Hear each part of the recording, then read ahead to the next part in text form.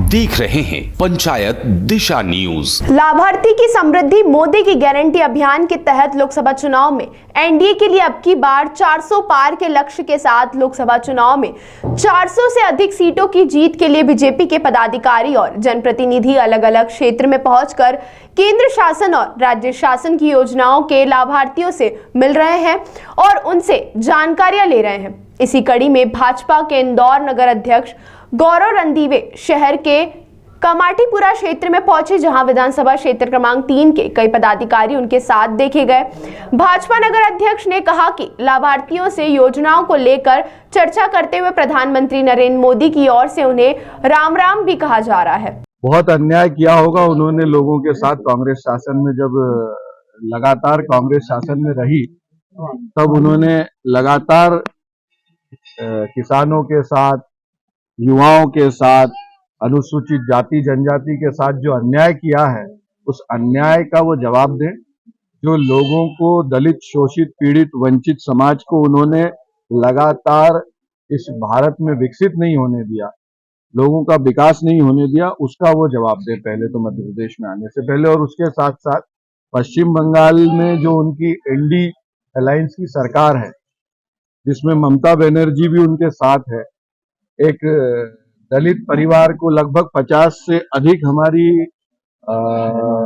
अनुसूचित जाति की बहनों के साथ में जिस तरह का दुर्भाग्यपूर्ण और दुर्भत्स कृत्य हुआ है, उस पर राहुल गांधी पहले जवाब दें। वहीं दूसरी ओर कांग्रेस राहुल गांधी की यात्रा को लेकर काफी उत्साहित है। पूरे प्रदेश से कांग्रेस के लोग यात्रा में राहुल गांधी के स्वागत के लिए सम्मिलित होने में राहुल गांधी के स्वागत के लिए यात्रा मार्ग पर पहुंच रहे हैं। तो वहीं इंदौर नगर निगम के नेता प्रतिपक्ष चिंटू चौकसे ने भी यात्रा को लेकर अपनी प्रतिक्रिया दी है और राहुल गांधी की जमकर तारीफ भी की है। फिर से मैं रिपीट करता हूँ एक बार, फिर से रिपीट करता हूँ। मोदी जी ने हमको वहाँ तक तो पहुँचाई ना, हमारी कोई पहचान नहीं थी। बस ये था कि एक नगर निगम कर्मचारी हैं, लेकिन हम सारी महिलाओं से लेकर जितने नीचे से सबको उठा दिए मोदी जी। चांद रहे मोदी जी आपका। देखिए, राहुल गांधी हमारे देश का दूसरा गांधी है, दूसरा महात्मा गांधी है। एक महात्मा गांधी जिनने अहिंसा के बल पर अंग्रेजों को घुटने पे आने पे मजबूर कर दिया। अंग्रेजों ने कभी नहीं सोचा था भारत छोड़ के जाना पड़ेगा। आज वही राहुल गांधी है। मुझे लगता है कि देश में अगर विपक्ष है तो वो सिर्फ और सिर्फ गांधी परिवार है। अदरवाइज तो सारे दलों को भारतीय जनता पार्टी की सरकार ने, मोदी जी ने, अमित शाह जी ने सबको, किसी को ईडी आईटी की डर से सबको अपने अपने घर बैठा दिया। कोई बोल भी नहीं पाई। ऐसी स्थिति निर्मित हमारे विश्व के सबसे बड़े लोकतंत्र में कर दी।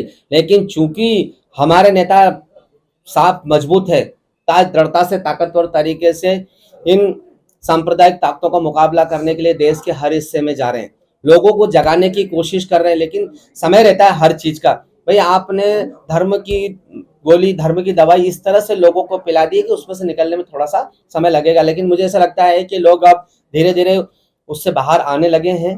लोगों को विकास सबसे बड़ा मुद्दा दिखता है, बेरोजगारी सबसे बड़ा मुद्दा दिखता है, और देश में अमन चैन रहे, इसी को लेकर आदरणीय राहुल जी निकले हैं न्याय यात्रा पे, कि वो देश की जनता से चाहते हैं कि देश की जनता न्याय करे, देश की जनता जो सच है उसका साथ दे।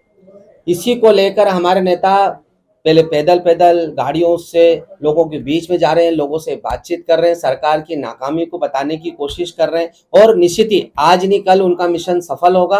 और जिस तरीके से हमारे देश में लोग राम राज की कल्पना करते हैं, जब तक ये भारतीय जनता पार्टी की सरकार नहीं हटेगी, जब तक हम रावण राज से मुक्त नहीं हो सकते।